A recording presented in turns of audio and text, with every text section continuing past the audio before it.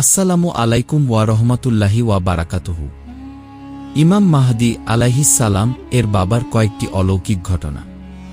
হিজরি ৮ই রবিউল আওয়াল ইসলামের ইতিহাসের একটি বেদনাবিধুর দিন। হিজরি ২৭০ সালের এই দিনে মানবজাতির সর্বশেষ ত্রাণকর্তা হযরত ইমাম মাহদী আলাইহিস সালাম এর পিতা এবং নবীবংশের অন্যতম নিষ্পাপ ইমাম তথা বিশ্বনবী সাল্লাল্লাহু আলাইহি ওয়াসাল্লাম এর পবিত্র আহলে বাইতের সদস্য হযরত ইমাম হাসান আশকারী আলাইহিস সালাম শহীদ হয়েছিলেন অত্যাচারী আব্বাসীয় শাসকের হাতে মাত্র ২৮ বছর বয়সে। ইমাম মাহদী আলাইহিস সালাম। হিজরি ৮ই রবিউল আওয়াল ইসলামের ইতিহাসের একটি বেদনাবিধুর দিন।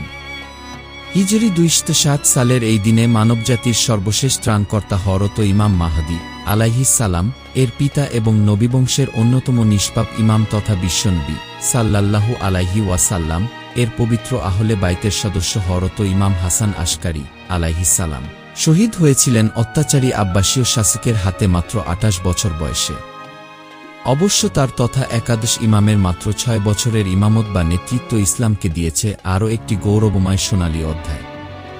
জালিম শাসকদের ব্যাপক দমনপীড়ন ও তাদের সৃষ্ট অসংখ্য বাধা আর শ্বাসরুদ্ধকর পরিস্থিতি সত্ত্বেও মহান আল্লাহ তার ধর্মের সংরক্ষকদের মাধ্যমে ইসলামের আলোকে ছড়িয়ে দিয়েছেন সত্যসন্ধানী ও খোদাপ্রেমিক মানুষদের অন্তরে। এই মহান ইমামের শাহাদতের বার্ষিকী উপলক্ষে সবাইকে জানাচ্ছি গভীর শোক ও সমবেদনা। ইমাম হাসান আশকারী আলাইহিস সালাম এর অনেক মুজিজা ও অদৃশ্য কর্মকাণ্ডের কথা জানা যায়। যেমন তিনি মানুষের মনের অনেক গোপন কথা বা বাসনা জেনে তাদের সেই সব বাসনা পূরণ করেছেন, অদৃশ্যের অনেক খবর দিয়েছেন, নানা ভাষাভাষী ভৃত্যদের সঙ্গে তাদের নিজ নিজ ভাষায় কথা বলেছেন। ইমামের সবগুলো মুজিজা তুলে ধরলে একটি বই লেখার দরকার হবে। আমরা এখানে ইমামের কয়েকটি মুজিজা বা অলৌকিক ক্ষমতার ঘটনা তুলে ধরব। ইমামের একটি মুজিজার ঘটনা এরূপ যে মুহাম্মদ ইবনে আয়াশ বলেন, একদিন আমরা কয়েকজন একত্রে বসে ইমাম হাসান আশকারী আলাইহিস সালাম এর মুজিজা সম্পর্কে আলোচনা করছিলাম। আমাদের মাঝে অবস্থানরত এক নাসিবী তথা বিশ্বনবী সাল্লাল্লাহু আলাইহি ওয়াসাল্লাম এর আহলে বাইতের বিদ্বেষী বল, আমি কয়েকটা প্রশ্ন কালিবিহীন কলম দিয়ে লিখব। যদি ইমাম জবাব দিতে পারেন তাহলে বিশ্বাস করব যে তিনি সত্যিকারের ইমাম। আমরা সে কথা মতো কতগুলো বিষয় লিখলাম নাসিবীর কালিবিহীন কলমে, আর নাসেবী তার প্রশ্নগুলো লিখল একই কলমে। আমরা সেগুলো ইমাম হাসান আশকারী আলাইহিস সালাম এর কাছে পাঠালাম। ইমাম সবগুলো প্রশ্নের উত্তর লিখে পাঠালেন এবং নাসেবীর কাগজের উপর তার নাম, তার বাবার নাম ও তার মায়ের নাম লিখে পাঠালেন।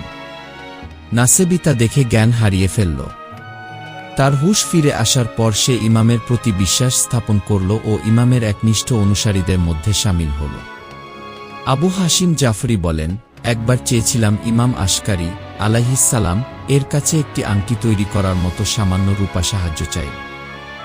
ইমামের সাক্ষাতে গেলাম, বসলাম, কিন্তু যে উদ্দেশ্যে গিয়েছিলাম সম্পূর্ণ ভুলে গেলাম। এরপর যখন আসার জন্য রওনা হলাম ইমাম আমাকে একটি আংটি দিয়ে বললেন, রূপা চেয়েছিলে, আমি নাগিন মহামূল্যবান পাথর বিশিষ্ট আংটি দিলাম এবং আংটির মজুরি অতিরিক্ত লাভ হিসেবে পেলে। তোমার মঙ্গল হোক। বললাম, হে আমার মাওলা, আমি সাক্ষ্য দিচ্ছি আপনি আল্লাহর অলি ও আমার ইমাম। আপনার অনুসরণ আমার ধর্মীয় কর্তব্য। তিনি বললেন, হে আবুল হাশিম, আল্লাহ তোমায় ক্ষমা করুক। মুহাম্মদ ইবনে রাবি শাইবানী বলেছেন, একবার আহওয়াজে ইরানের পশ্চিমাঞ্চলীয় প্রদেশ এক দ্বিত্ববাদীর সঙ্গে তর্কে লিপ্ত হয়েছিলাম। এরপর শামেরা গিয়েছিলাম। ওই দ্বিত্ববাদীর যুক্তির কিছু প্রভাব আমার উপর পড়েছিল, ফলে একত্ববাদের উপর কিছু সন্দেহ দেখা দিয়েছিল। একদিন আহমদ ইবনে খুসাইবের বাড়িতে বসেছিলাম, এমন সময় ইমাম হাসান আশকারী আলাইহিস সালাম এক সভা থেকে এলেন। তিনি আমাকে লক্ষ্য করলেন এবং আঙ্গুল দিয়ে ইশারা করে বললেন, আল্লাহ এক এবং তাকে অদ্বিতীয় মেনে নাও। আমি বেহুশ হয়ে পড়লাম। আবু হামজা বলেন, অনেকবার দেখেছি ইমাম তার খাদেমদের সঙ্গে, যারা বিভিন্ন দেশী যেমন তুর্কি, রুমি, রাশিয়ান ও অন্যান্য ভাষাভাষী ছিল, তাদের নিজ নিজ ভাষায় কথা বলতেন। আমি অবাক হয়ে যেতাম এবং মনে মনে বলতাম, ইমাম মদিনার অধিবাসী অথচ কিভাবে তিনি এত ভাষায় কথা বলেন। ইমাম আমার দিকে ফিরে বললেন, মহান আল্লাহ তার প্রতিনিধিদের অন্যান্য সৃষ্টির ওপর শ্রেষ্ঠত্ব দিয়েছেন এবং সব কিছুর ওপর জ্ঞান দান করেছেন। আল্লাহর মনোনীত ইমামগণ নানা ভাষা, নানা বংশ পরিচয় ও জরুরি বিষয়াদি সম্পর্কে সম্যক অবগত থাকেন। যদি এরকম না হতো তাহলে সাধারণ মানুষ ও ইমামগণের মধ্যে কোনো পার্থক্য থাকত না। আবু হাশিম জাফরি বলেন, এক ব্যক্তি ইমামকে প্রশ্ন করেন, নারী কেন অবহেলিত যে পিতার সম্পদের 2 ভাগ পায় ছেলে অথচ নারী পায় মাত্র 1 ভাগ? ইমাম বলেন, এর কারণ জিহাদ করা, সাংসারিক খরচাদি চালানো পুরুষের দায়িত্ব এবং ভুলবশত কাউকে হত্যা করলে তার জরিমানা তথা দিয়া দেয়াও পুরুষের ওপর অর্পিত হয়, আর এসব কিছুই নারীর দায়িত্ব বহির্ভূত।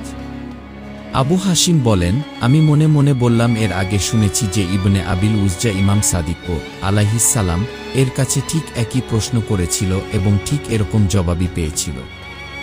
ইমাম আসকারী আলাইহিস সালাম তখন আমার দিকে ফিরে বললেন, হ্যাঁ, ঠিক একই প্রশ্ন ইবনে আবিল উজজা করেছিল। আমাদের যে কারো কাছেই বিশ্বনবী সাল্লাল্লাহু আলাইহি ওয়াসাল্লাম ও তার পবিত্র আহলে বাইতের সদস্যদের যখন একই প্রশ্ন করা হয় তার উত্তরও আমরা একই রকম দিয়ে থাকি। পরবর্তী ও পূর্ববর্তী ইমামের মধ্যে কোনো পার্থক্য নেই। জ্ঞানগত বিষয়ে আমাদের প্রথম ও শেষ সমমর্যাদার অধিকারী তবে হযরত মুহাম্মদ সাল্লাল্লাহু আলাইহি ওয়াসাল্লাম ও আমিরুল মুমিনিন আলী আলাইহিস সালাম এর বিশেষত্ব ও মর্যাদা অতুলনীয়। মহান আল্লাহ আমাদের কোরআন, হাদিস ও নবী রাসূলের দেখানো পথে চলার তৌফিক দান করুন। আসসালামু আলাইকুম ওয়া রাহমাতুল্লাহি ওয়া বারাকাতুহু।